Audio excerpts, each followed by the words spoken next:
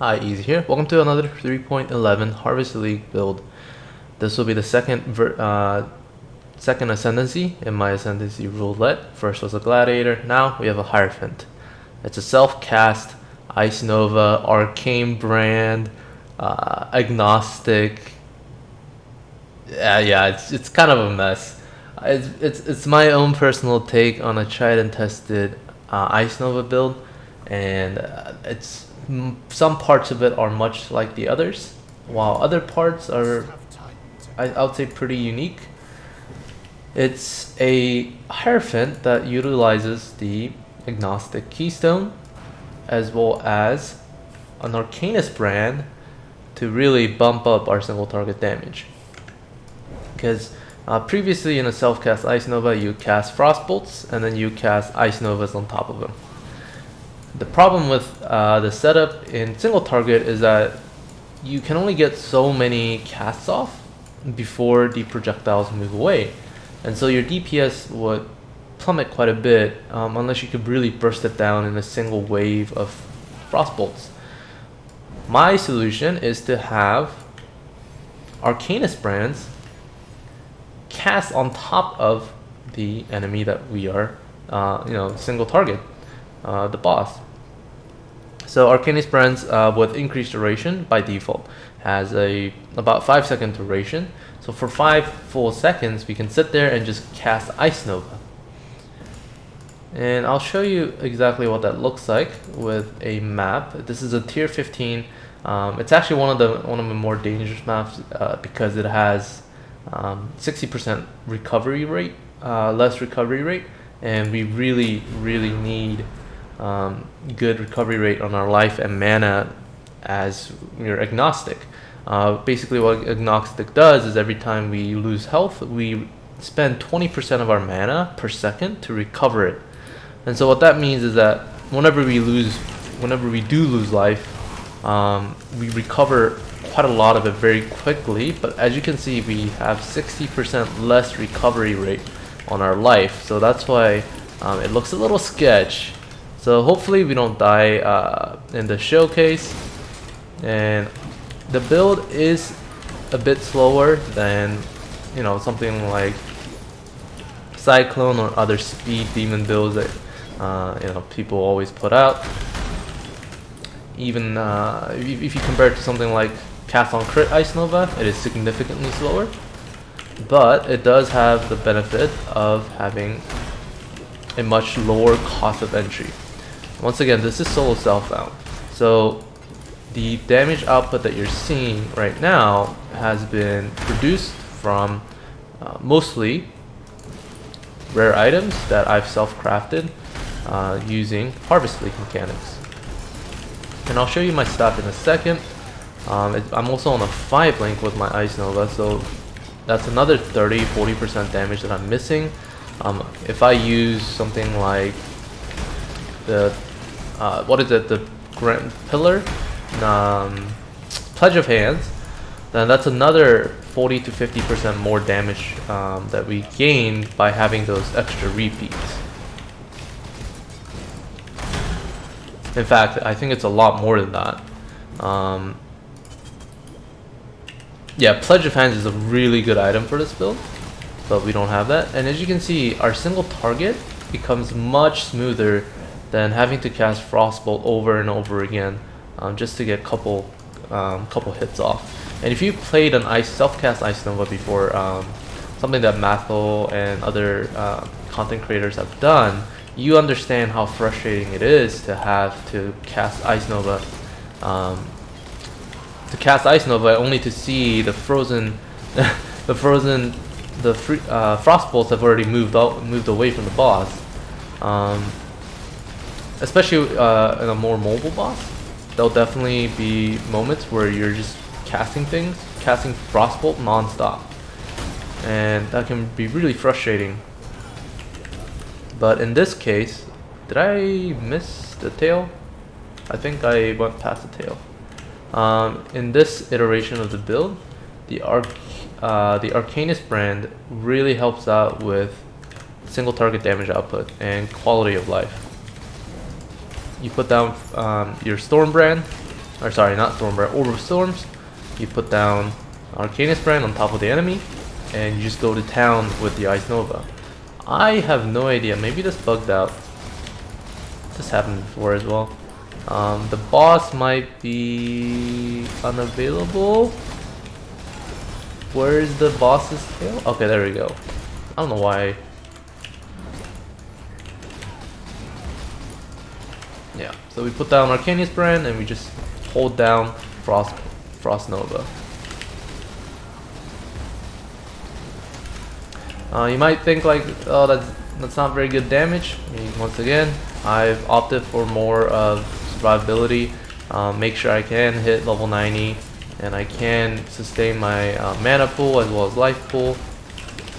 So I probably over invested into defense, but I would say the damage is pretty respectable. I've done a Shaper already. I haven't yet gotten to try Cyrus because it takes forever to spawn a Cyrus in the first place. But I've tackled pretty much most of the endgame content that you can tackle, and the only thing I'm missing really is damage. And damage comes from gear. And a lot of the gear that I'm missing are uniques, such as an Essence Form, such as a Pledge of Hands. Another thing that I'm missing are 6 links on my weapon. So I'm doing about half the damage that I could be doing just off of those items alone. I could also get way more jewels. Some of the Cobalt jewels with crit multi and crit chance and spell damage. Flat spell damage is actually very, very much needed in this build because we have so little of it. And so if you have any of those things, then your DPS is going to skyrocket by about another 50 to 60%. When I put my character into PoE, every single one of the regular jewels with about 25% to 30% crit multi was giving me about 10% increased damage. A 40% sulfur flask was giving me another 7.5% more damage. So there's a lot of improvement, a lot of room for more damage, a lot of room for you know, just higher damage output potential. Frost Nova is one of those skills that just does, or Ice Nova is just one of those skills that does so much damage, especially comboed with a mechanic like repeats. So let me go into detail on exactly what the interaction that we're looking at is. The main focus of this build is the fact that Hierophant gives us so much mana regen, and so much area of effect just by having unreserved mana. So we currently have about 4,700 mana unreserved. That does give us about 95%, I believe 95% increased area of effect. So if you cast, you know, that's pretty much the entire screen. Now, when we cast it on Frostbolt, it's slightly less, and you can see I've intensified, so it's gonna get smaller and smaller as we repeat the cast. But that gives us a huge amount of area coverage that allows us to freeze enemies pretty consistently. It allows us to chill enemies pretty consistently. So that gives us a lot of room for flexibility. That gives us a lot of room to invest defensive points into other things. We don't need to take things like block chance. We don't need to take glancing blows. We don't need to invest in those because most of the time, if you play properly, they won't be hitting us. Now that's pretty much the key word. I've had to get used to the fact that it's a bit more difficult playstyle. You have a lot more buttons to press, and you also have to play a bit more carefully because a lot of our defense is actually coming from the fact that we have so much recovery, not necessarily that we have a lot of effective life. If we took out Agnostic, then we would have about 2,000 energy shield, and that would give us a bigger buffer for a single hit, because we also have about 40% mind over matter. So we can go for higher effective life pools, but then we would lose so much of our recovery that I've personally felt like having the recovery effect from Agnostic was far more beneficial than having a higher effective life pool. That does mean that we can't be a little that means that we can't face tank as much, and it does mean that we do suffer a bit from the fact that we're a bit squishy.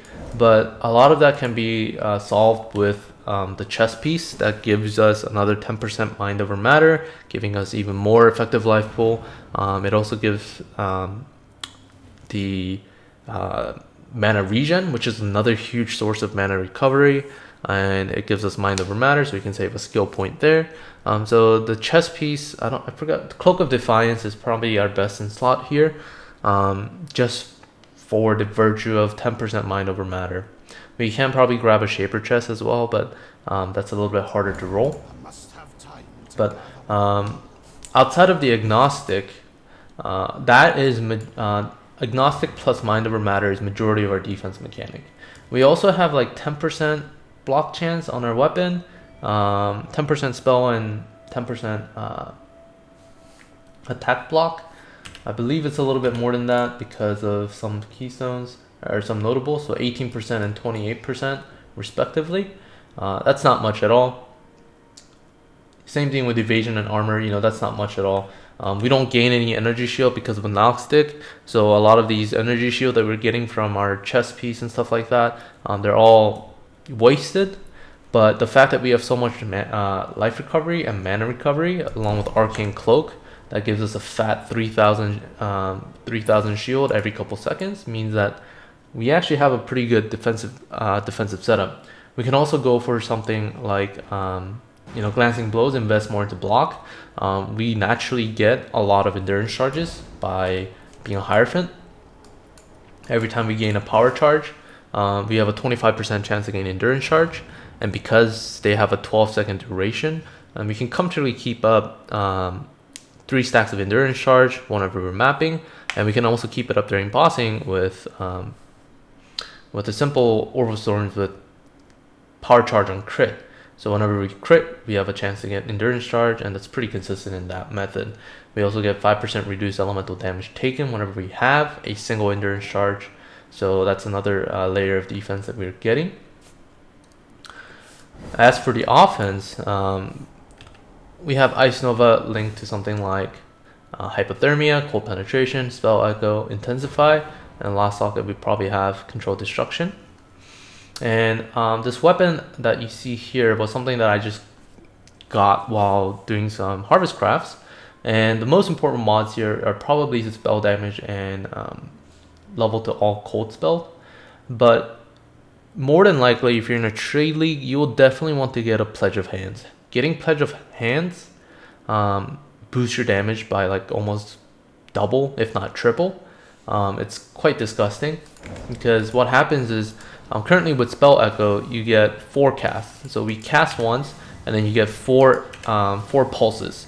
With Pledge of Hands, you get another set of pulses because of the greater Spell Echo. So just mechanically, it gives you another set of pulses that does more damage. And it's just far superior to any staff that you can craft. And it also gives you 100% increased mana. So that alone also boosts our mana pool by quite a bit, which means that you can invest into mana less. You can take out some mana notables such as this one, and put them more into damage-oriented ones, such as having more crit multi, things like that. Another big thing is that we're using Intensify. And I anointed this notable right here, and it's Intensity. This is a new notable for 3.11 where you get another level of intensity. So by default, you get 4 stacks of Intensify, so maximum of 4 intensity. But with the notable, you get a maximum of 5 intensity. And each stack of intensity gives us 16% more area damage. So 16 times 5 is 80% more area damage when we really need it, which is single target. And because we're using Arcanist brand to have our frostbolts constantly pop out of the boss right on top of him, having the 80%, even though it's reduced area, and you might think like it's not going to hit us consistently, the fact that this frost bolts are always spawning on top of the enemy means that you have a pretty good uptime on all of those novas hitting despite the smaller radius. Outside of that, we're using a staff, so we get crit nodes here, we get crit nodes up here, we get spell crit here, and we also get area of effect, cast speed, and yeah, just more area of effect here. And then the rest of it is mostly mana. So mana where we can get it, life where we can get it. We don't go too far out to get mana and life out. We don't travel too far, so to say. Like, we don't need to invest too much into mana. We don't need to invest too much into life because of the interaction that we have with Mind Over Matter. And we're also not an Archmage character, so we don't need to have like 10k mana to do a lot of damage. In fact, our scaling comes from just regular caster stats. And the most important one that we're missing actually is a lot of increased damage, actually. We don't have a lot of increased damage sources because we don't really take a lot of spell damage, we don't take a lot of elemental damage, we take mostly crit and crit multi, as well as cast speed. So right now I have like 150 to 200 increased damage on my gear, according to PoE. So that means that if you can get another 100% increased damage somewhere, we're increasing our damage about 50%. And it's quite easy to get 100% increased damage by something like a belt. We can get a lot of damage here. We can get damage on our rings. We can also run an essence worm instead and get another 30% more damage from zealotry, or 20% more damage from zealotry.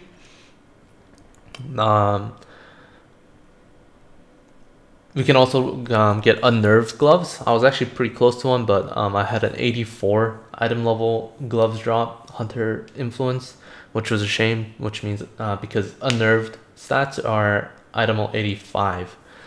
So that's another 10% here. So when it comes to our damage output, there's so much ways to scale this. And the fact that we have a stable defensive mechanism means that we can focus less on our defense and more on damage.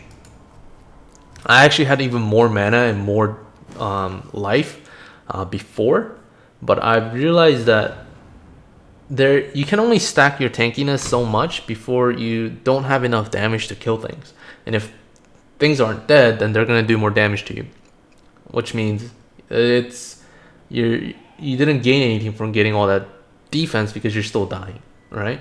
So I put in more points into offense. I made sure that I can actually kill things, especially trash packs, pretty consistently. So you'll definitely want to strike a nice balance between offense and defense when it comes to this. We're also using two separate Frostbolt setups.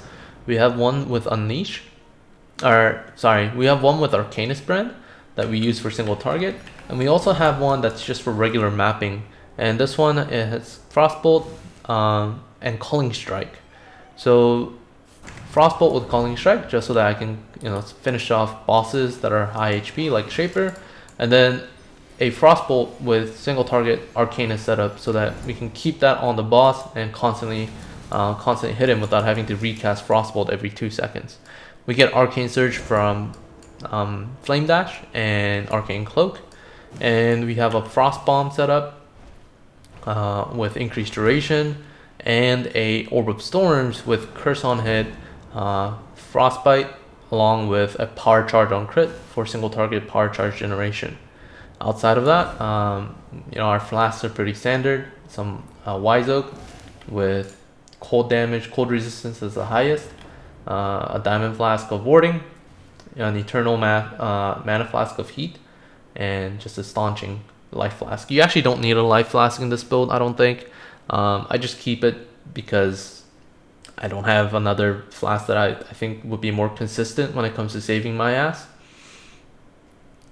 Another thing about the Enduring Mana Flask is you can actually use Concentrated Mana Flask. I have one right here that's actually better for recovery. This flask right here, 50% increased recovery rate. It recovers it faster, and it a stronger flask overall when it comes to mana recovery, but I am using an enduring eternal mana flask because it's a better quality of life, right? You press it and you can kite and recover your mana in the meantime, so that's another thing. You can also get a belt with something like mana recovery rate, which is a huge stat. You can also get Watcher's Eye with the mana recovery rate mod. You can also get a chest piece with a mana recovery rate mod from like a Redeemer influence. Mana recovery rate is actually quite good. Same thing with life recovery rate, as the 20% that you get from Agnostic gets affected by that life recovery rate. So those are some options that you can look at for standard. But outside of that, I think that's pretty much everything that I wanted to cover. If you guys have any questions, please feel free to leave them down in the comments. There's many ways to build an Ice Nova character, and this was just one of my iterations. Thank you guys so much for watching. I'll see you guys next time.